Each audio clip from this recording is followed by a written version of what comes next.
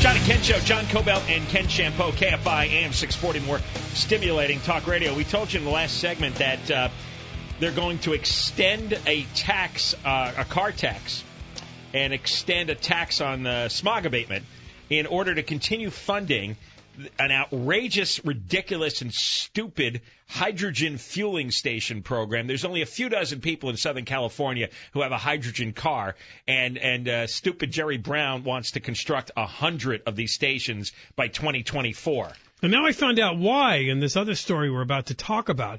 Major automakers said they will not introduce hydrogen-powered vehicles until there's at least 68 fueling stations in California. Well, there's 9.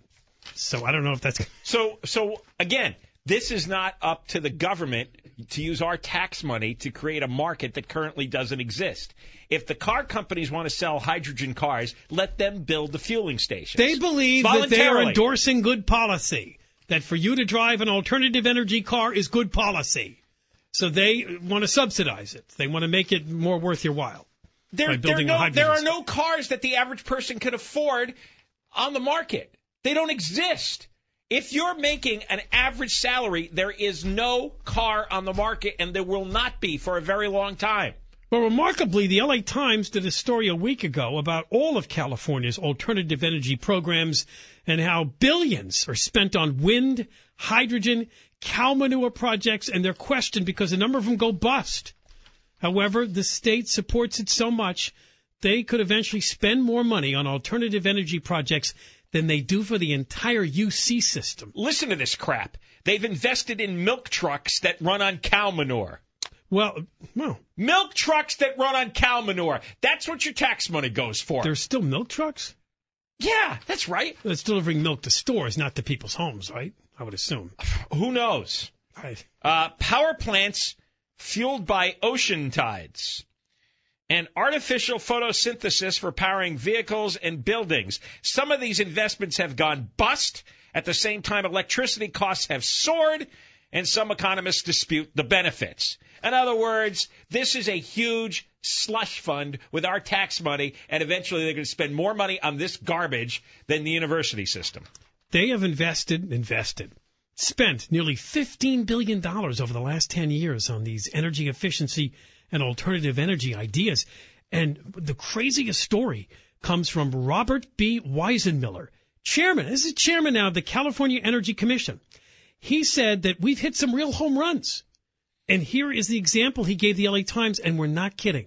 If you think that we made this up because we're reading it with a straight face, we're not. Here it is. The commission recently awarded $1.6 million to a UC Berkeley team researching a high-tech solution to cold feet. Cold feet.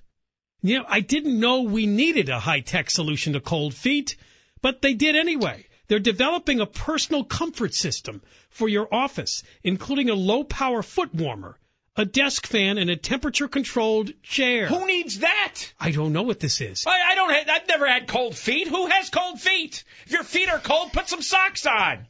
What do we have a government spending $1.5 million to solve cold feet? Sometimes I'm in bed and I have cold feet. I throw a blanket over it and I'm fine. Socks, a blanket, a heavy shoe, that all works. Yeah, I can't believe they're setting up a foot warmer, a high-tech foot warmer. Researcher Fred Bauman says the foot warmer resembles a bread box open on one side, so workers can stick their feet in to get them warm from the top down. Now here's the energy savings.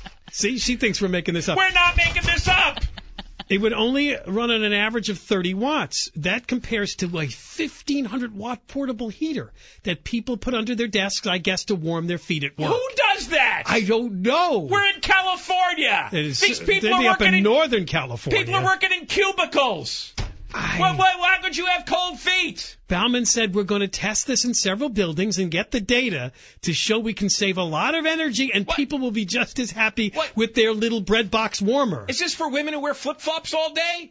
Tell them to put on a pair of shoes. Seriously. Does anybody know anybody who comes to work and puts a portable heater under their desk because their feet are cold? I've never heard of this. I've never freaking heard of this. And this guy... The LA Times calls this guys up and says, we're doing a story on alternative energy programs. Can you tell us a good way you spent money? Yes, a foot warmer that looks like a bread box. We did it. It's breakthrough. And this is considered a home run. This was one of their home runs. One of their best ideas ever. This guy ought to be carried out nude. They got to be kidding me. Then his feet will be cold. The bread box foot warmer. This is unbelievable. Who's that? We got to publicize this guy's name. Robert B. Weisenmiller, chairman of the California Energy Commission. It's a powerful commission. That's it. And the researcher is Fred Baumann. This is what they're doing with your tax money. They're up there at Berkeley testing a foot warmer. Well, and then the other quote in here that got me pissed is this president of the California Public Utilities Commission trying to defend all the money spent, Michael Peavy. Peavy said he oversees most of the spending. So this is the real bad guy. We are on a mission to deal with climate change. It is considered a great success story. You know what? I found a story the other day about climate change. 2013 ranks as one of the least extreme U.S. weather years ever. Yeah, no, ever. I saw that story. Listen to this, and this is all true. You can look it up. We have the lowest number of tornadoes in several decades.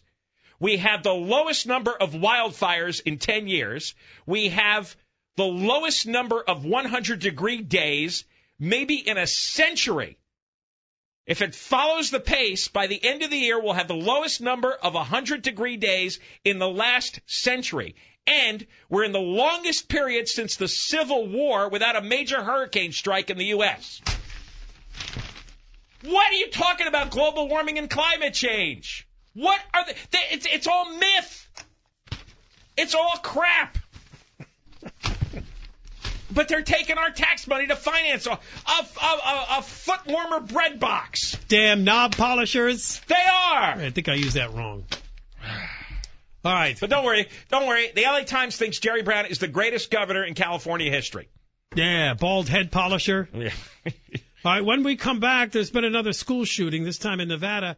Obama takes to the Rose Garden to explain that...